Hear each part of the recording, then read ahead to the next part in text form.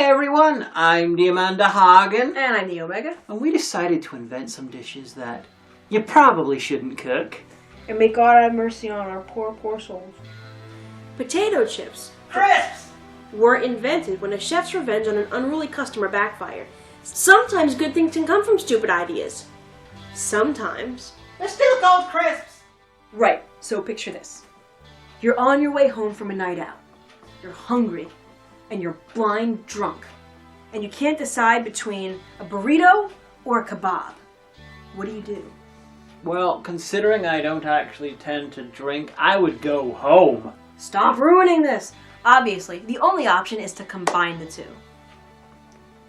Who would do such a mad thing?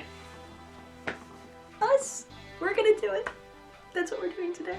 If you don't know, a kebab is a meat dish of Middle Eastern origin and is very popular all over the world. While there are a ton of different variations, the most popular one in the UK is the doner kebab. Any relation to the party is, well, purely hilarious. Originating in 19th century Turkey, meat is stacked and compressed into a huge cylinder and turned on the spit, with the chef slicing off cooked meat as needed.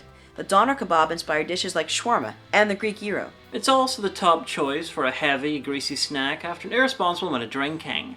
Or so I'm told. Right, so what I'm wondering is, why isn't this a thing in, like, every takeaway? I mean, doner kebab plus burrito, it's like a license to print money. Maybe because it's a crime against food nature. Or maybe because it's really disgusting. Let's find out. Okay, so first things first. We decided to raid a local takeaway to get doner meat, but you might prefer some frozen in a local supermarket. You're gonna need flour tortillas, rice of your choice, doner meat, an onion, a pepper, beans of your choice, salsa, spices, cheese, and because most kebabs come with chips, some chips.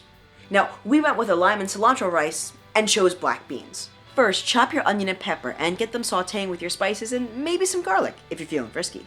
Then, preheat your oven and prepare your chips, though you can deep fry them if that's more your jam. Next, using a small pan, warm up the beans and add any additional spices you'd like. Prepare your rice as per packaged instructions and either cook or defrost your doner meat, or order a takeaway and steal the meat out. Then, following packaged instructions, microwave or steam your tortillas so they're pliable. Once all the parts are done, it's time to assemble this monstrosity. We're layering this in the fashion of several popular Mexican food chains. Rice, beans, veggies, salsa, cheese, and then laying on some of that doner meat and chips. Finish with your sauces and wrap it up burrito style because this beast is ready. Oh my god, I wish I was drunk right now so I could just, like, fully appreciate this. You can't see. This in particular. Here's a cross-section of it. Yeah. Flying saucer of kebab burrito. I think it'll be good. It has kebab sauce on it already, but...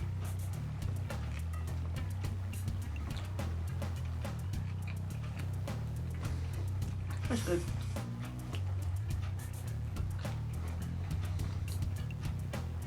Yeah. Now,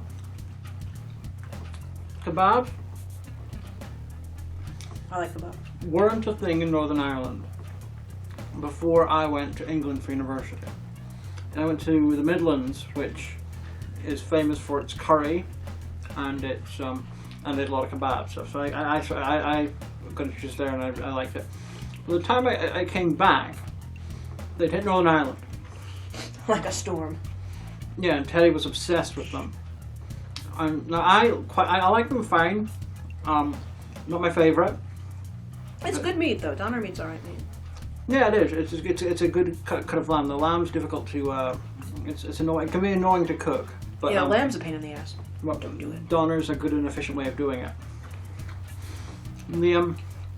Because we got this from a takeaway, so the traditional sort of yogurt-ish kebab meat sauce that you get works pretty well. I don't think that was traditional kebab sauce. I think it was taco sauce. Taco There's an abomination in Northern Ireland called taco sauce. And you'd think, oh, but I love taco sauce. It's not actual, like, a salsa-inspired taco sauce. It's basically a mix of mayonnaise and ketchup and, like, a spice. And, like, the first time I got it, I was like, oh. But you have the option of, like, chili sauce, sweet chili sauce, kebab sauce, which, taco sauce, garlic mayo, that's another one. Garlic mayo was great. I got a kebab once. So I went garlic sauce, and I thought they meant garlic sauce. I was like, yeah, and it was covered in garlic mayo, and I ate it, and I felt sick for like 3 days. Just saying. Now this all works pretty well together. Like this is one of the few, Why is no one selling this though? This is one of the few you probably shouldn't cook this ideas where it's like we figured it would be good. Yeah. And it is good. Alright. But like, why is no one selling this? This is like a license to print money, especially like if you're walking home from a night out. It's Friday or Saturday night in Derry, and it's 2 a.m, and everywhere is loud, and people are drunk, and there's big queues at the takeaway, and people are standing like eating kebab out of like a styrofoam thing. And why is no one doing this? A kebab burrito would make so much money. It's because in Northern Ireland, Mexican has sort of hit. It's not. It's still like the newfangled thing. Like we have in Derry now, we have several Mexican places. Mexicans. Yeah, usually a Mexican place would open for like a week and then die. But now we've got 2 that are actually running. But Well, how long has Guapo been there? Guapa's been there for since before you moved over. So maybe like what, like 6, 7 years, 10 maybe? More like 6, yeah. Okay. So that makes it ancient when it comes to Northern Ireland and Mexican food. It really does though. But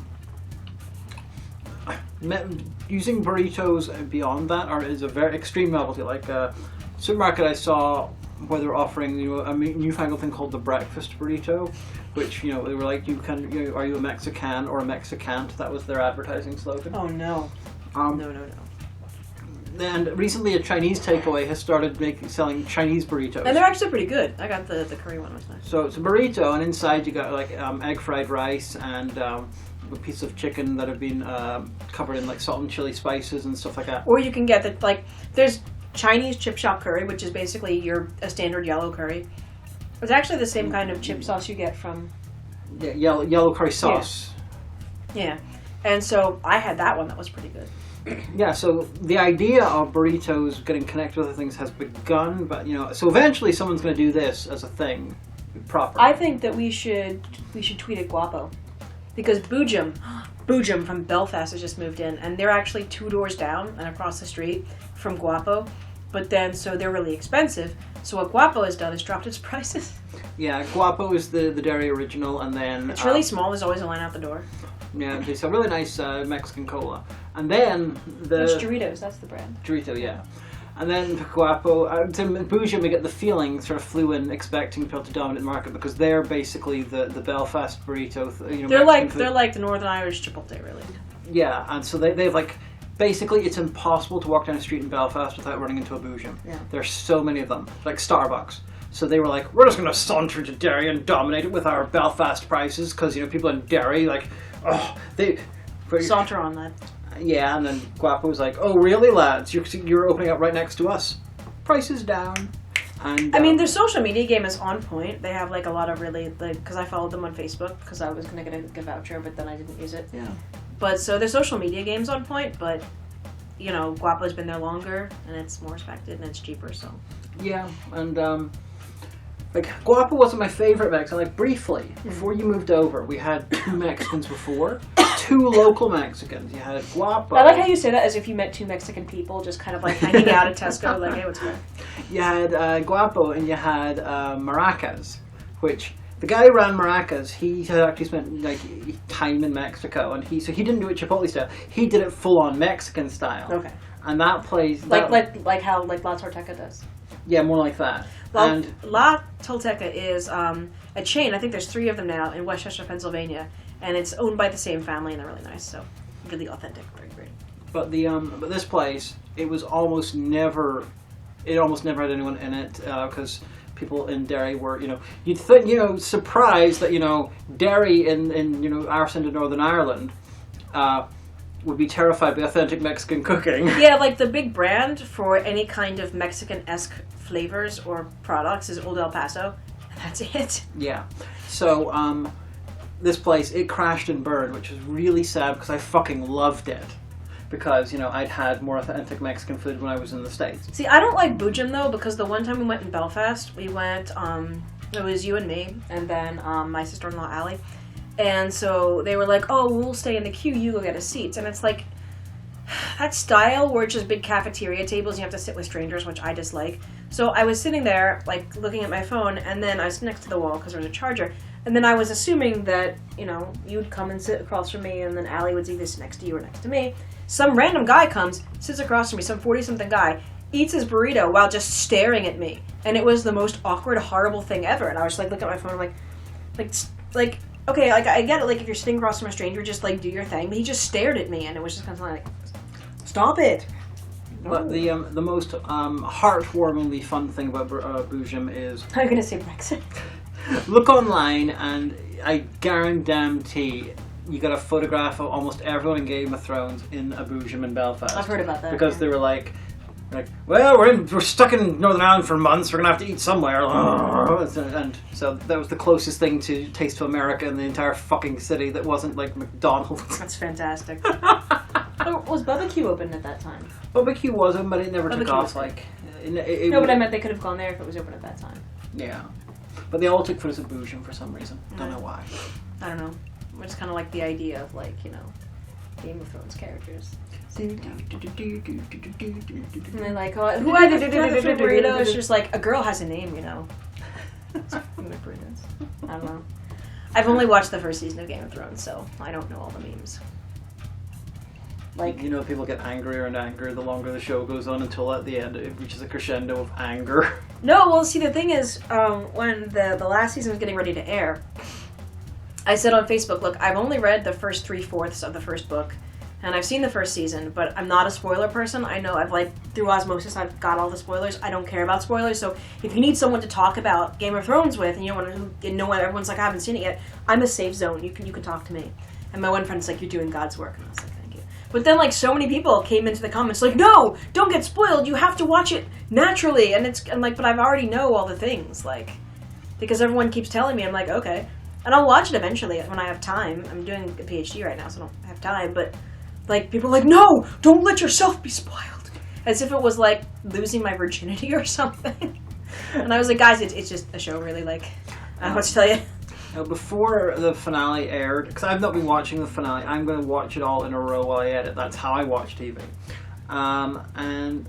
So before the finale aired, I tweeted out that, my headcanon is that Stannis was Azor Ahai, and then the world's just so shit, it killed off the Chosen One, and now it's just desperately trying to throw track down in front of the train that is reality.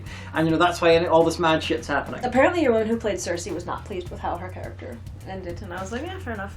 But then, after the episode aired, I saw the reactions people had, and I was like, I'm going to upgrade this idea to actual canon. Aye. Because you notice, the show went off the rails completely when Stannis died. Stannis is Azor Ahai. But yeah, so I kind of feel like we really don't have much to criticize or laud because this does seem like a really good idea. I just don't know why no one's doing it. It does what it says on the tin. Aye. It's good. And the thing is, after a night out and you're just like, oh, you're going to eat things. I have a friend in Derry who at a certain... You know how, The Sims, when they want something, it'll appear above their head in, a little thought bubble, if they need the toilet or, they want to eat a snack or something? There's a certain point in a night out, you look over him, you could almost see the thought bubble above his head with a chicken box special in it. And, there have been times when we're like, oh, where'd Johnny go? He was right here. Did he wander off? And then, we hit up the group chat, and he's like, oh, chicken box special. So, when you're... Tell them what's in a chicken box. I never get them. I've never had one. I know that everyone loves it. I think it's half and half, so it's half chips and half rice. And then I think it's battered chicken pieces with curry sauce. I'm not entirely sure. I've never got a chicken box special, but everyone loves them just. I'm pretty sure there's cheese involved. It's the thing you get in a Chinese. We had a night out on Sunday night because a guy I know was leaving the shop, and I was gonna get takeaway on the way home, but I didn't. And then I was getting into bed looking at my phone all drunk, and I was like, no, I don't have any takeaway. Well, no, because I would have had to go all the way down the hill. Yeah. To go to the kebab place, so. And plus, you were getting takeaway the next day. Yeah, so I was just like, no, I'm not really worried about it that much. But anyway, shall we go into the rest of the voiceover? What could be done to improve this dish? Oh wow, everything! Both burritos and kebabs are infinitely customizable. Are you a vegetarian? Cook sliced tofu and spices to use as doner meat. Going low carb? Remove the rice and chips and use pressed cauliflower to make your tortilla. Want to eat it all? Just pile on everything that you think would be great. Personally, I'd love a doner chimichanga or a quesadilla. It's a really versatile meat that you could use in anything, really. Right. Are we done with this? Getting there. Look, see, all we need to do, though, is just keep combining different kinds of takeaway until we accidentally have no choice but to open up a restaurant and make a shit ton of money. Just saying. Great idea. Tell you what. Anyway, join us next time for something else that you probably shouldn't cook. And if you have any recipe ideas, please send them our way.